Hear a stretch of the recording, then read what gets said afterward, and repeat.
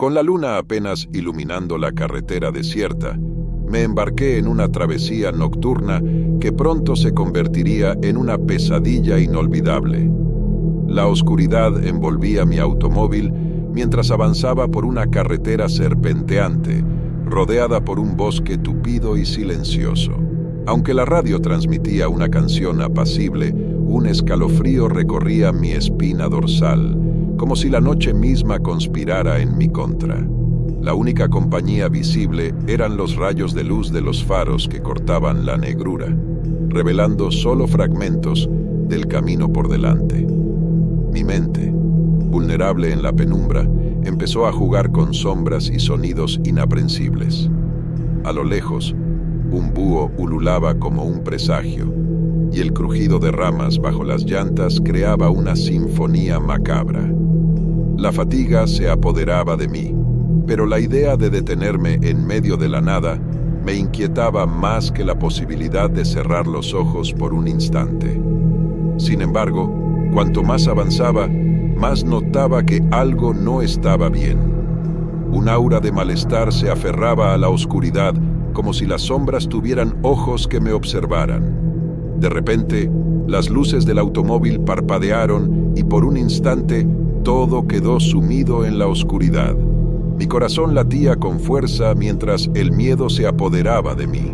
Las luces se restablecieron, pero algo había cambiado. La carretera que se extendía frente a mí parecía distorsionada, como si las sombras mismas la hubieran retorcido.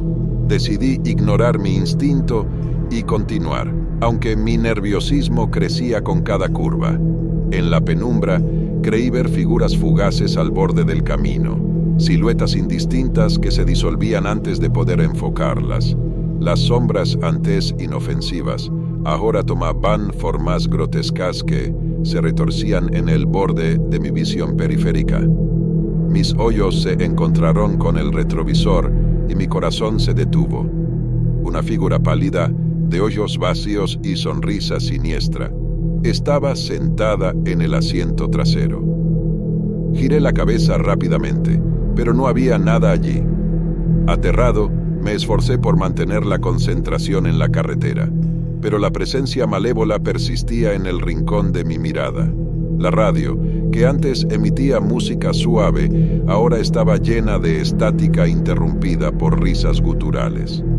Mi piel se erizó mientras intentaba apagarla, pero los controles parecían tener vida propia, cambiando de estación sin mi intervención. Voces susurrantes se mezclaron con la estática, pronunciando palabras indescifrables que perforaban mi cordura. Una densa niebla empezó a surgir desde el bosque, envolviendo la carretera y reduciendo mi visibilidad a unos pocos metros. Mis manos temblaban en el volante mientras intentaba discernir el camino entre la niebla y las sombras que se retorcían. Las figuras fantasmales se materializaban y desaparecían, danzando en la penumbra como espectros de un pasado olvidado. De repente, el automóvil se detuvo por completo, como si una fuerza invisible lo inmovilizara. Traté de arrancar el motor, pero era inútil. El silencio se apoderó de todo, solo interrumpido por el latir frenético de mi corazón. Fui presa del pánico cuando las sombras adquirieron forma, tomando la figura de personas encapuchadas que se acercaban lentamente hacia el automóvil. Intenté gritar, pero mi voz se perdió en el vacío. Las figuras rodearon el vehículo, sus ojos sin vida fijos en mí. La risa macabra llenó el aire mientras las sombras se cerraban, y un escalofrío recorrió mi espina dorsal. Desperté sobresaltado, con el corazón galopando descontrolado. Mi automóvil estaba estacionado en una gasolinera iluminada, la luz cruda de los postes desterrando las sombras de mi pesadilla. Aliviado, me esforcé por sacudir la sensación de malestar que aún persistía. La noche había jugado con mi mente, llevándome al límite de la cordura.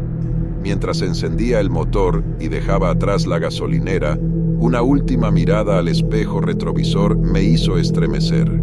La figura pálida y sonriente estaba allí, reflejándose en mi propia angustia. Aceleré, escapando de la gasolinera y dejando atrás las sombras. Pero, incluso con la carretera iluminada, sabía que la oscuridad y sus secretos siempre acechaban en las esquinas de la realidad.